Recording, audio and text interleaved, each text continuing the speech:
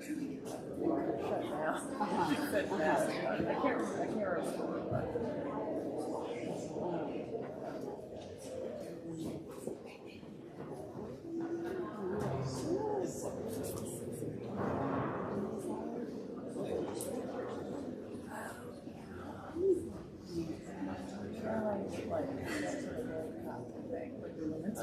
I think it was a Women's World Cup year that year.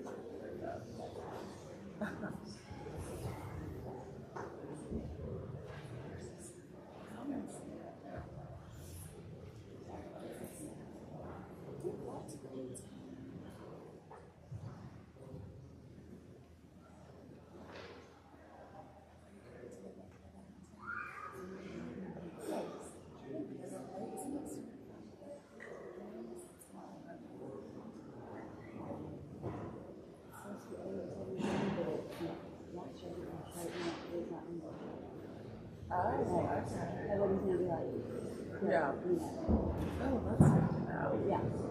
Last year we our way and we were like, oh yeah, Tana, she said I saw her. And they were like, oh, okay, yeah, because you too.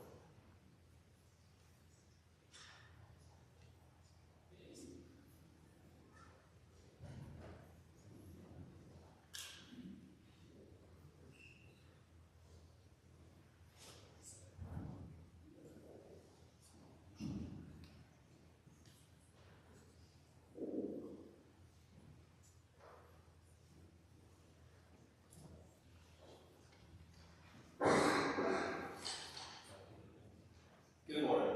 Please bow your heads. Dear Lord, thank you for letting us gather here today. Thank you for the 8th grade teachers who have worked so hard to prepare us for high school.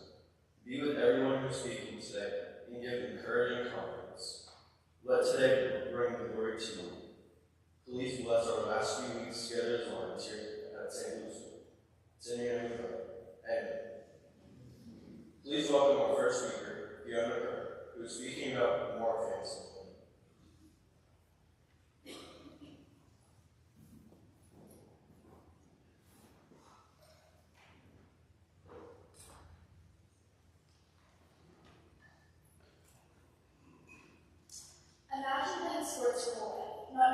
pushing their art to its limits.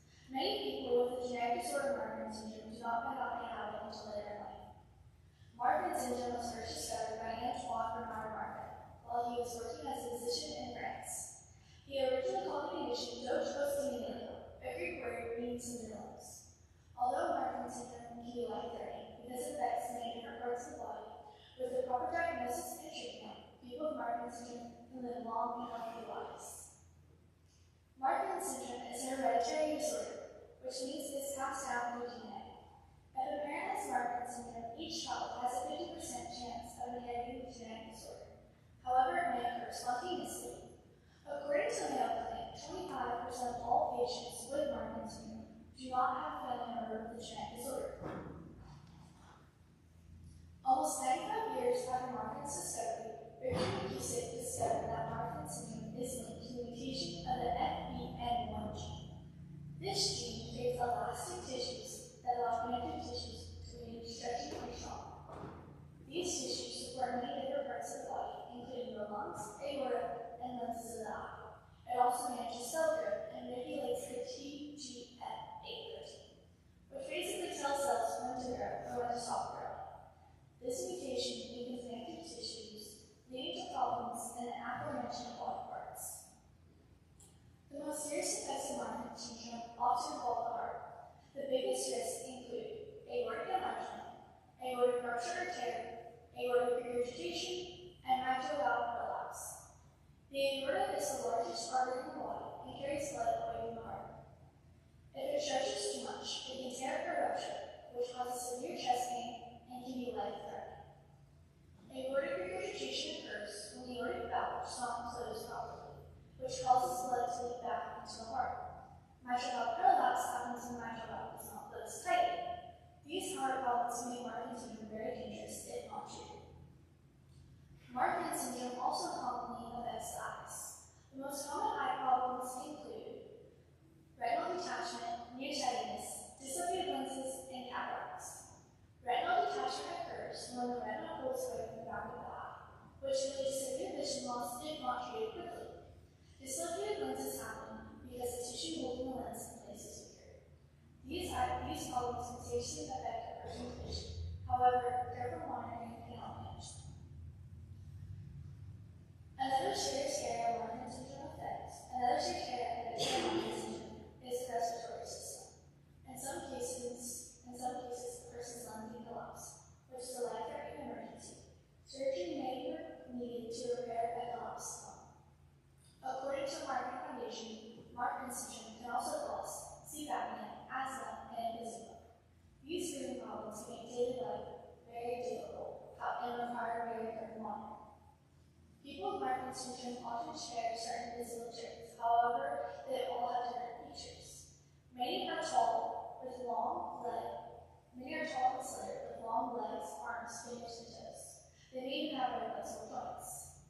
Some have down-scented eyes, a long and narrow skull, a high arch leg, and guided teeth. The spine may curve, a condition called scoliosis, and the chest may stick in or stick out. In some cases, surgery is needed to repair severe chest and spine problems.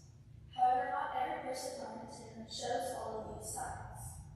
Diagnosing Marfan syndrome can be difficult because no single test can affirm it. Although tests for the FBN1 mutation do exist, some people with Marfan syndrome test negative. Because of this, doctors examine many body systems, including the heart, lungs, eyes, and bones, before making diagnosis. Heart exams are especially important. Cardiologists use echocardiograms to measure the aorta and EKGs to check heart rhythm. These tests allow doctors to see if the heart is understanding. Eye exams, including the slit lamp exam, allow doctors to check for lens problems, cataracts, and retinal detachment. Imaging tests like MRIs or CT scans may also be used to look at the lungs, blood vessels, and bones. Treatment for Marfan syndrome often includes medication, lifestyle changes, and sometimes surgery. Blood pressure medication helps reduce strain in the aorta. However, regular checkups are critical. Surgery may be needed to repair the aorta or to correct chest and back problems. Doctors usually recommend avoiding contact sports due to risk of injury. However,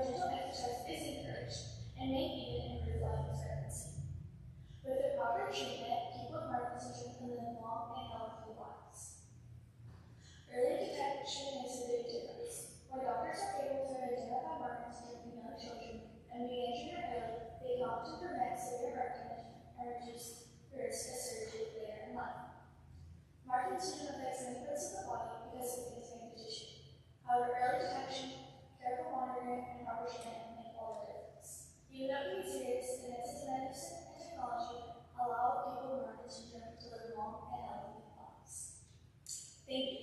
Please welcome Carolyn Schmidt, who is speaking about Hope Solo.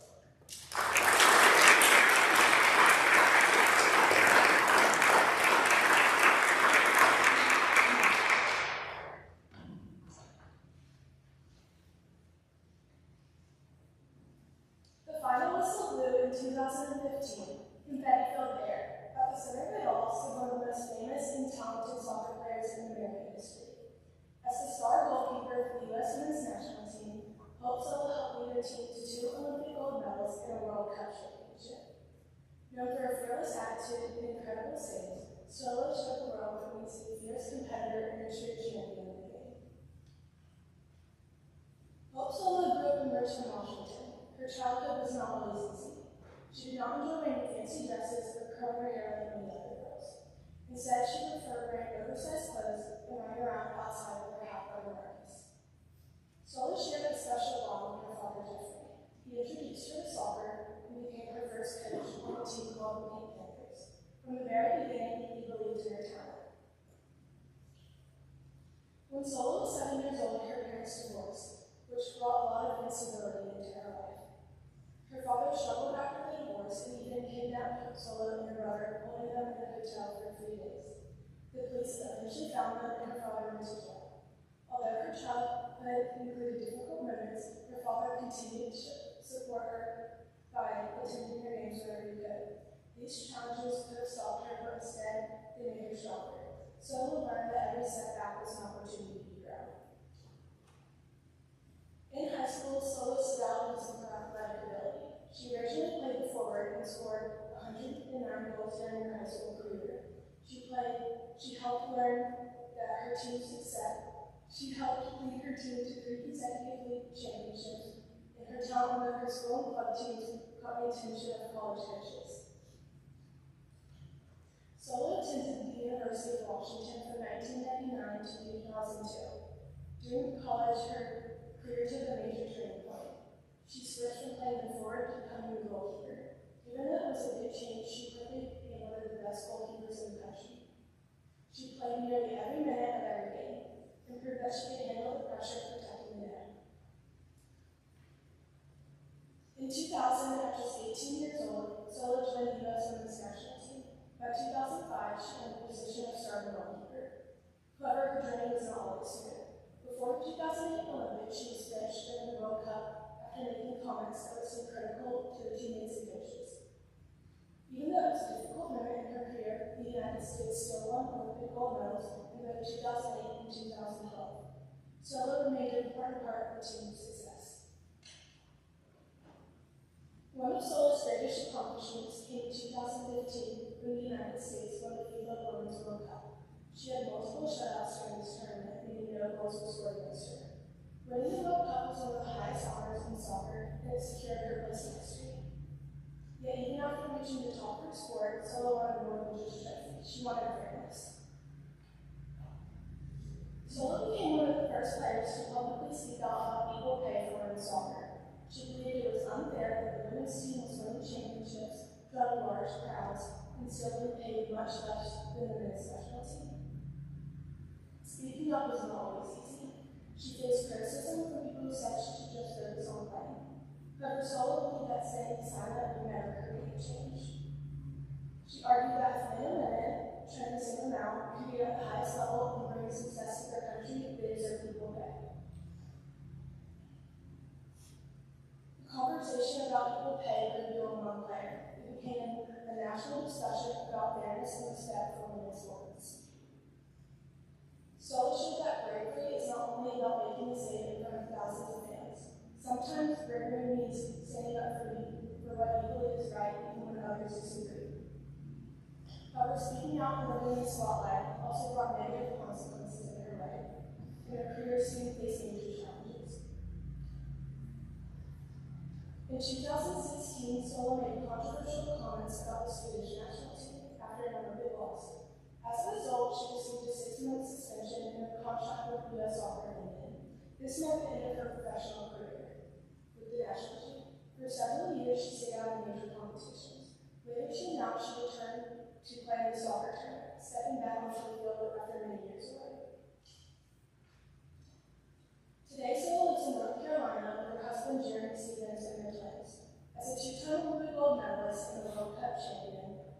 being fearless, confident, and determined can lead to incredible achievements.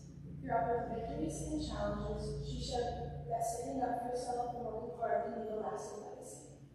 Thank you. Please welcome Charles Myers, who will be speaking about the circus train wreck of 1950.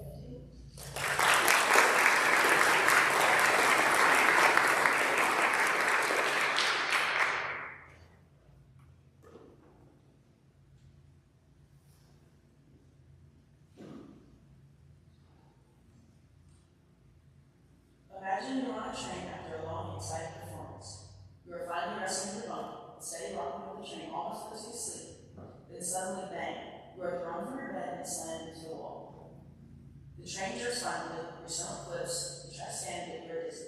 You rush to the door, but it will not open. Then you smell smoke. You turn around and see flames creeping in your train car. Panic fills your chest as the fire grows closer. You search desperately for a way out. After a while, you begin to realize something terrible has happened. That nightmare became a reality for the performers of the Constance Kennedy Performers on November 22nd, 1950. The circus had just finished a successful run in Atlanta and traveled south towards Phoenix City, Alabama. As the train ran over Bend at Bull Creek, about 6.5 miles east of Columbus, Georgia, disaster struck. Without warning, the circus train crashed head-on into a passenger train. The passenger train had been ordered to wait for the circus train to pass before entering the track. That order was ignored. Because the passenger train was made of steel, it held up much better than the crash. The circus train, however, was built mostly of wood. It did not stand a chance. The impact caused the engine to catch fire. Flames were spread over the wooden cars. The situation became even worse because oil circus trains that were stored inside the cars fueled the fire. Performers and animals were trapped inside as smoke and flames filled the train. Passengers in the rear cars survived the initial crash and rushed forward to help rescue trapped people and animals. Some cages broke open, allowing birds and monkeys to escape in nearby trees. And even a bear ran into the woods, drawing curious local hunters. Fearing the monkeys would interfere with rescue efforts, responders shot them, while the birds were left alone. Despite the chaos, rescuers focused on saving people trapped in the burning train, including circus performances such as acrobats, jugglers, clowns, a brass band, and the owner, Constance Kennedy. One family's experience, the Kemp family, stands out the most. Fred Kemp, his wife Blanche, their baby daughter Hazel, and Fred's brother Irvin were all part of the circus. Fred and Irvin operated a mechanical model city exhibit. Blanche performed in the cage of death with her husband, a dangerous and thrilling act. When the crash happened, the Kemp family were trapped inside the train car. They quickly realized the danger and focused on saving their baby daughter Hazel. Somehow, Hazel was handed out the burning car and safely rescued. She survived. Sadly, Fred and Blanche Kemp did not escape. They were burned to death inside their train car, leaving little Hazel orphaned. After the fire was put out and smoke cleared, Irvin Kemp searched for his brother and sister-in-law. He identified the remains by the jewelry they had been wearing. Fred had an engraved watch, Blanche wore a necklace around her neck. It was a heartbreaking task, but it gave the family some closure. The crash left many performers injured, homeless, and grieving. They had lost friends, family members, animals, and their livelihoods in one terrible moment. But the community of Columbus stepped up to help. Citizens donated food, clothing, and money to the surviving circus workers. They also donated musical instruments so that the fallen could receive a proper funeral service at First Baptist Church in Columbus. In the middle of tragedy, the community showed compassion and generosity. In the years that followed, a memorial was created to honor those who lost their lives. The memorial stands today at Riverdale Cemetery on Victory Drive in Columbus. It reads, in memory of their comrades who lost their lives in a railroad wreck near Columbus, Georgia, November 22nd, 1915. The monument was erected in 1916 after the circus finished its season. Not only a memorial was made to remember the wreck, one of the train's many lanterns were kept by someone and given to the Columbus Museum. Constance Kennedy reportedly said he would rather have his entire train destroyed than lose even one of his hardworking employees. That statement shows how deeply he cared for his performers. Over time, stories and legends have grown around the website. Some people claim they hear circus music near where the crash occurred. Others say that at the memorial, a little boy asked visitors for a nickel to get to the fair. However, there is no evidence of a young boy dying in the wreck, and these ghost stories are most likely just local legends and history. While the crash itself was real and tragic, the ghost tales are not so broken by facts. The Conti Kennedy Circus train wreck of 1950 was a disaster that could have been prevented if orders had been followed. It was not just an accident, it was a story full of bravery, heartbreak, and community strength. Performers risked their lives to save one another. The baby girl survived because her parents acted quickly and selflessly. The citizens of Columbus opened their hearts to strangers in need, even in the middle of fire and loss, kindness and courage were present. Thank you. Please welcome Reese Rogers, who is speaking about the King Horse.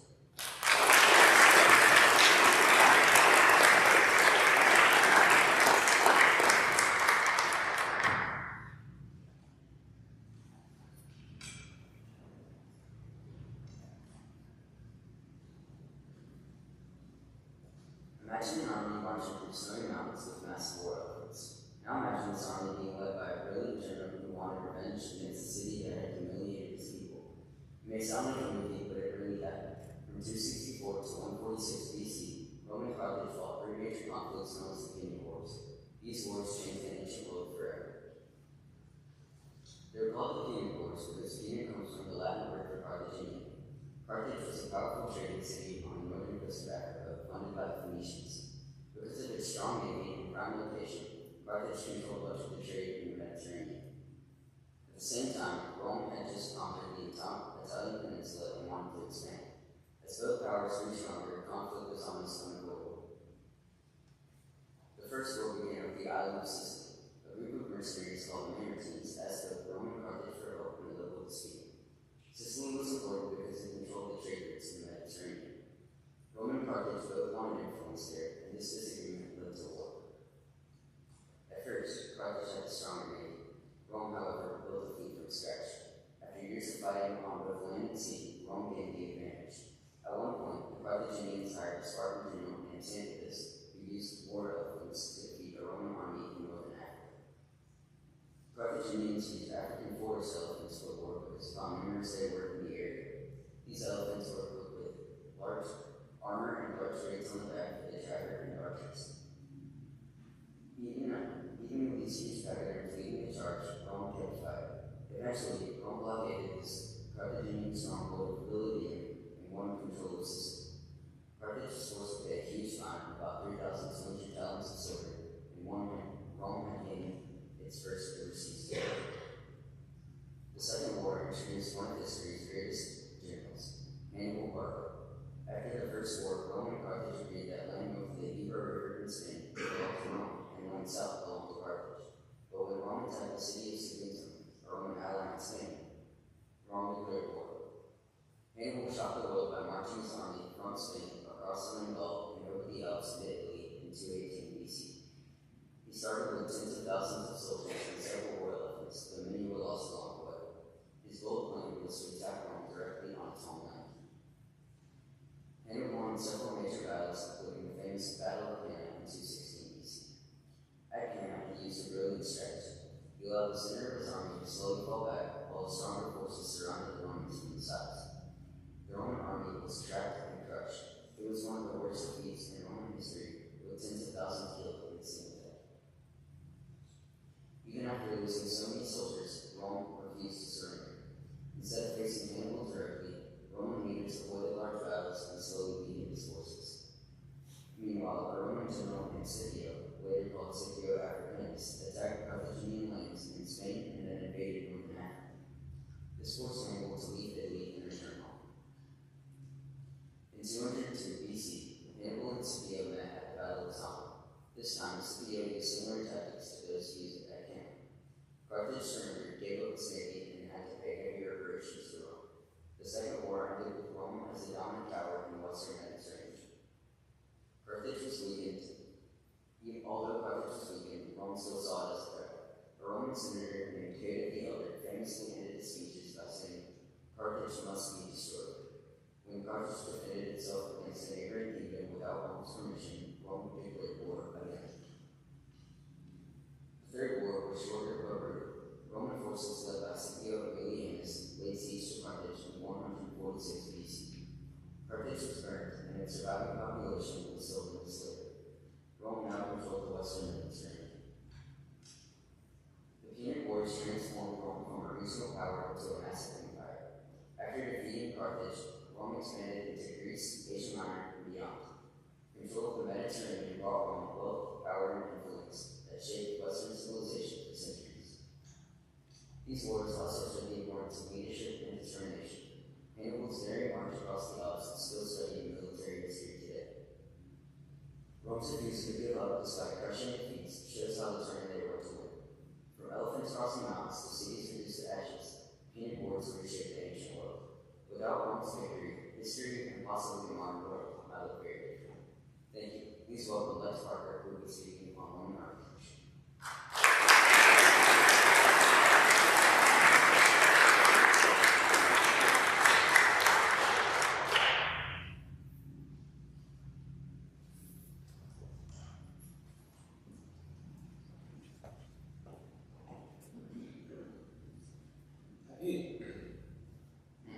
Have you noticed the very building we're in right now was designed using Roman architecture? St. Luke Church is a great local example of how Roman design still shapes buildings today. The outer columns holding up the sanctuary are based on classical styles from ancient Greeks that were later adapted and improved by the Romans.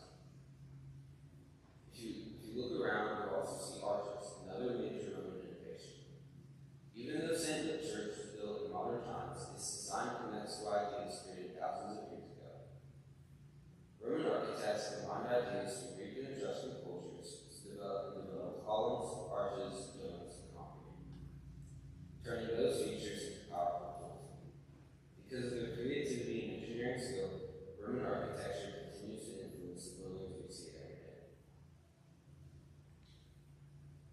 Roman architecture developed as Rome's population rapidly increased and cities expanded.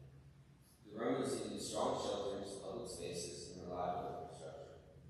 To meet these needs, they borrowed ideas from other cultures and adapted them to their own style. The Romans adopted the Greek column orders known as the Doric, Ionic, and Corinthian. The Doric order was simple and sturdy, mainly used to strength. The Ionic order added more detail and elegance, and the Corinthian order became the most decorative and detailed style. When the Romans conquered Greece, they adopted many Greek ideas, including architectural styles. These influences inspired them to build grand temples and public buildings. Many structures, such as the Pantheon and the Temple of Bacchus, still stand today. Other famous buildings, like the Colosseum, remain major attractions. Although Roman architecture was influenced by Greek and Etruscan designs, the Romans improved these ideas by developing new uses for arches, domes, and concrete. Columns were first mainly used for support, but over time they became decorative as well. Builders added detailed carvings and turned columns into works of art that matched each building's design. This balance of strength and beauty is one reason columns are still used today. Arches were another major Roman innovation. They allowed builders to support heavier structures and create wider openings. The Romans used arches to build aqueducts, which carried water to growing cities. They also built triumphal arches to celebrate military victories and important events. Arches were combined to form barrel vaults, long curved ceilings used in walls or passageways. Domes allowed builders to cover large spaces without many supported columns. One of the most famous examples of the dome is the Pantheon, which still stands today. Domes continue to be used in modern buildings such as stadiums, government buildings, and even the public library of Columbus. Although Romans perfected their architectural style, they borrowed ideas from earlier cultures. Greek architecture introduced new column styles, and the Etruscans influenced the use of arches. While the Romans did not invent domes, they mastered large-scale dome construction by using concrete in new ways. Concrete became one of Rome's greatest tools. Roman concrete was made from volcanic ash, lime, seawater, and broken stone and brick. This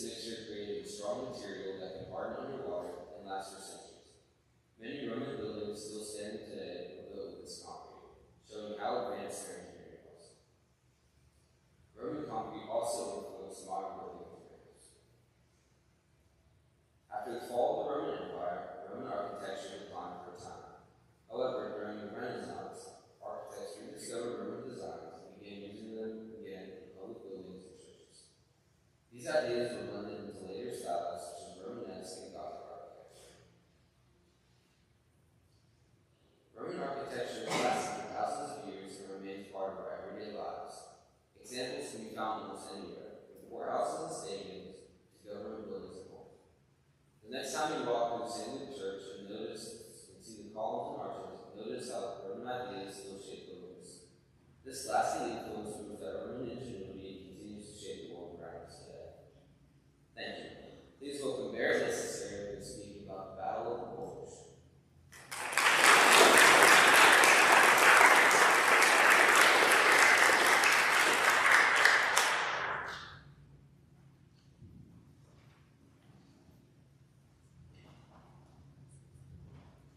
It was wet, snow was falling, and dense armies forced with several artillery shelters flowing through the trees, air filled the air, and trees snapped, crashing to the ground. On this freezing winter morning, many soldiers turned away to the night sky. This is the beginning of the deadliest battle of World War II, the Battle of the Bulge. The Battle of the Bulge lasted about 4 days from December 16, 1944 to January 25, 1945. It was Germany's last major attempt to stop the Allied advance in Western Europe. Around 19,000 American soldiers were killed, more than 7,000 were wounded, and thousands more were missing or captured. German losses were even higher, with tens of thousands killed, wounded, or captured. It was one of the bloodiest battles the United States fought in World War II. Germany's blows were, according to National World War II, the German army wanted to push through Ardennes Lewis, cross the Meuse, and capture the important port city of Antwerp. If they succeeded, they would split the British and American forces and possibly force the Allies to negotiate peace. German leader Adolf Hitler believed this wise attack would change the course of the war. On December 16, 1944, about 200,000 German soldiers and 1,000 tanks attacked the Allied forces and entered the Antwerp Seaport. The Germans used a fast-moving tactic similar to Blitzkrieg or Lightning, which they used for their movement. At first, the attack, bad weather grounded Allied fleets, and many American units in the area were tired and not expecting a major attack.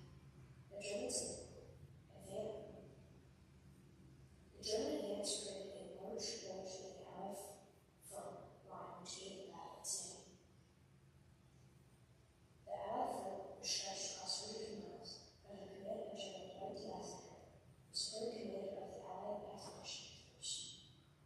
Even for an experienced leader, it was difficult to defend such a wide area. Many soldiers believed the war was almost over after the Allies had liberated Paris in August 1944, so the sudden attack shocked them. Some American divisions took part since, including 98 and 106 infantry divisions, while the Marine Fleet Force stood alone, including 101st and 87th divisions. Several openings. One of the most famous parts of the battle was the Siege of Bastogne. The town of Bastogne was surrounded by German forces, but American troops, especially 101st German divisions, held the ground despite freezing temperatures, little food, and constant attacks. When the Germans neared their surrender, American General Anthony McClellan made his way by the war nets. Eventually, Allied forces broke through and relieved the town. Many soldiers showed incredible bravery during the battle. 21 Americans received the Medal of Honor for their actions. One of them was Private Archer T. Ready for his fight, he charged through heavy fire to destroy German machine guns with grenades. Later, he attacked more enemies and continued fighting bravely before being killed by tank fire. His courage saved many unsung soldiers. Both sides entered the battle with powerful rifles, machine guns, and anti-tank weapons. The fight was intense and destructive, but the weapons were only part of the challenge. As winter tactics were rapid, freezing temperatures and heavy snow made survival just as difficult as combat. Soldiers were wearing thick winter uniforms, and at times night camouflage to protect themselves from the cold and north into the snow and sea. By late December 1942, weather cleared while the Allied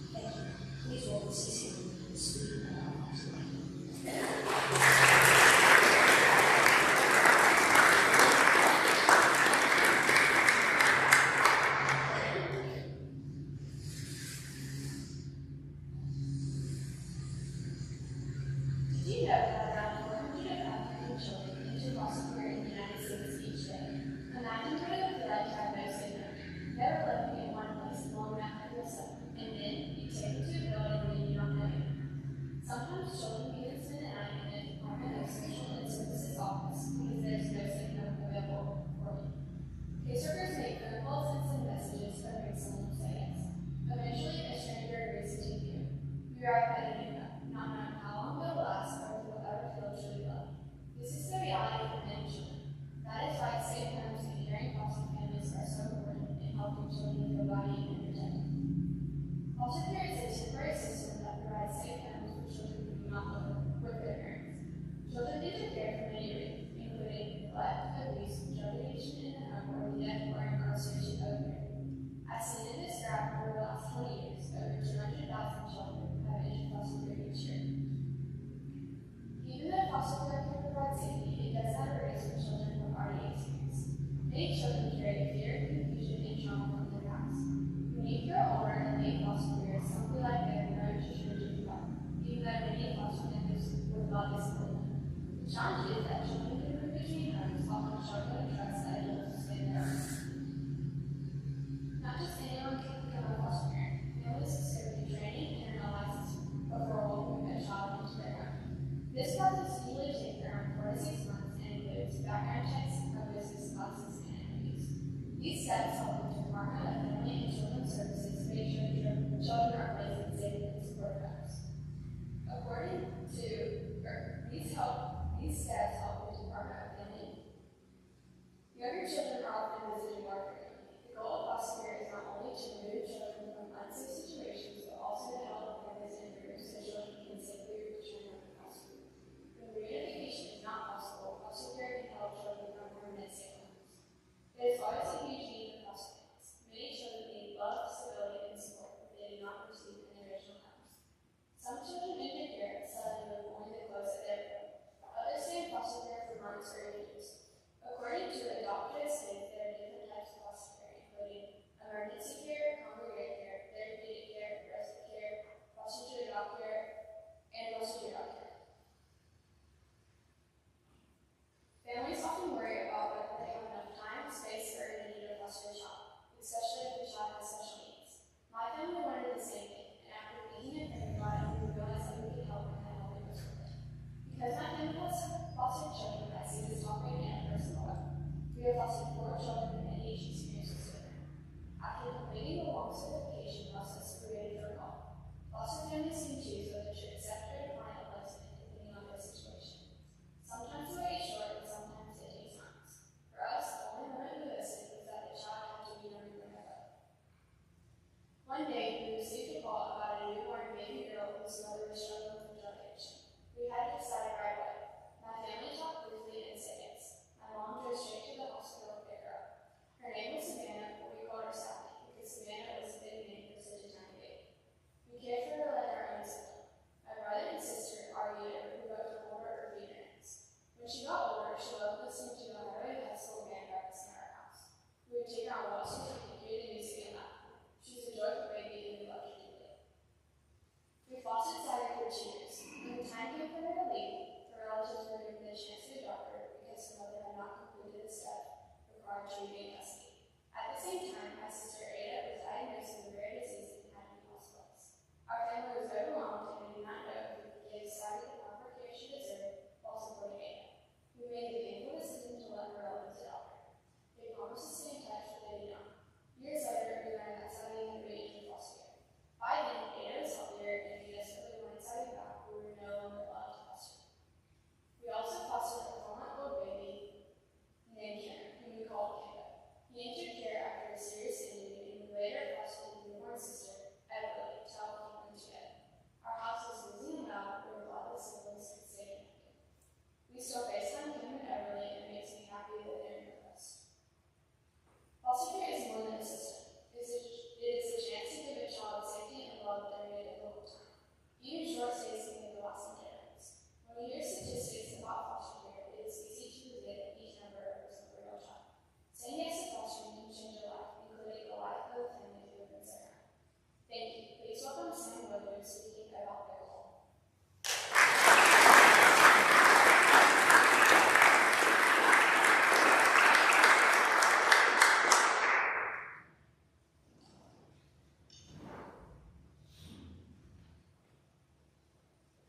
Moving from fun way to stay active, pickleball is fun, easy, and exciting sport that almost anyone can enjoy.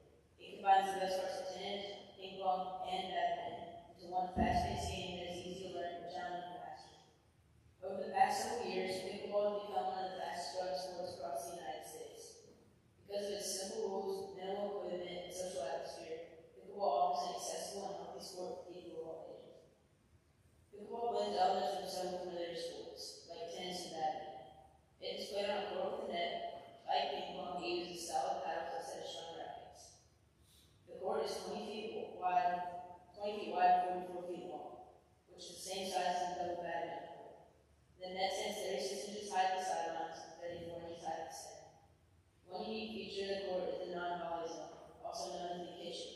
a 7-foot area on each side of the net where players are not allowed to hit the ball at the end. This rule helps to prevent aggressive smashes at the net and keeps rallies longer and more strategic. The equipment used for pickleball is simple and lightweight. The ball is made of plastic with small holes and measures about 2.87 to 2.97 inches in diameter. It looks similar to a wood ball.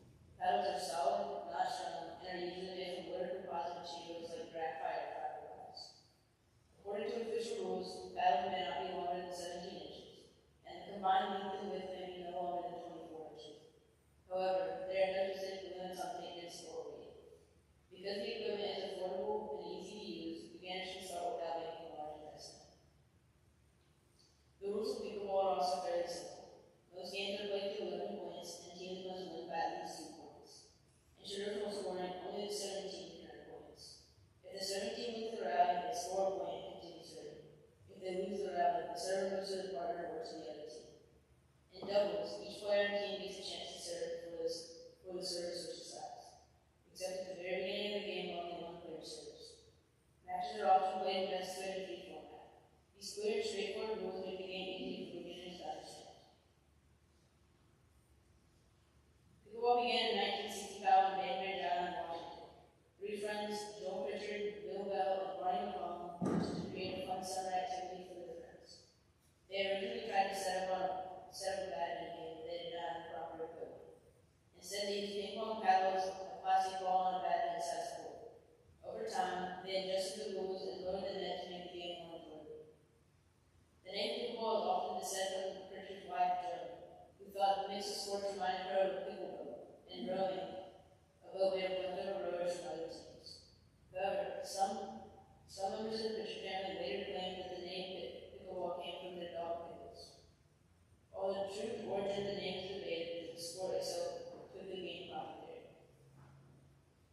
Pickleball has grown so popular because it's easy for people of all ages to play and is lower impact than tennis due to its small court size, making it easier on the joints while still providing a good workout that improves balance, coordination, and heart health. The sport is also very social. Players are closer together, games are often played in doubles, and many communities host leagues, open play nights, and tournaments. As a result, parks, gyms, and recreation centers are building more courts than we can. And sport industry reports show that millions of Americans now play pickleball each year, with participation continuing to rise. Pickleball is rapidly growing in popularity in Columbus, becoming one of the area's most played sports among people of all ages. The city already offers sports at places like Cooper Creek Tennis Center and local YMCA's, where players gather regularly for games and meetings. To meet increasing demand, plans are now underway for new pickleball courts in Uptown Columbus. The project at 1641 3rd Avenue will include up to 28 new courts with covered outdoor play areas, bathrooms, and concessions, turning Columbus into a regional pickleball. Local leaders in Columbus, Georgia Pickleball Association said the complex will not only give players more space to play year-round, but also boost the local economy by drawing visitors for tournaments and events. Pickleball has become much more than just a backyard game. It is now a nationwide sport that brings people together and promotes healthy living. With simple rules, affordable equipment, and welcoming atmosphere, pickleball makes it easier for anybody to join. You can see people of different ages playing side by side, laughing, competing, and building connections. Pickleball matters because it proves that staying active does not have to be complicated or expensive. Sometimes a simple game on a small court makes a big difference in people's health, happiness, and sense of community. Thank you.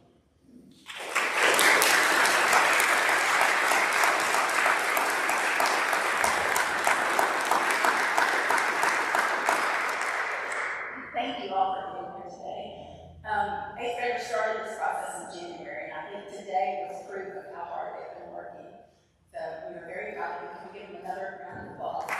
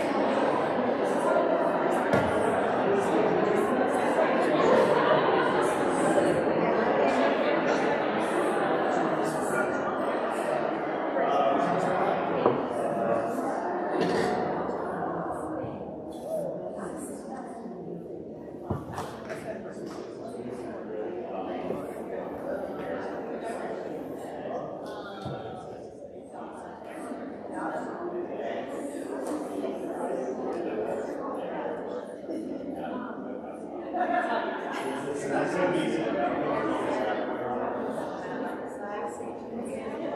you.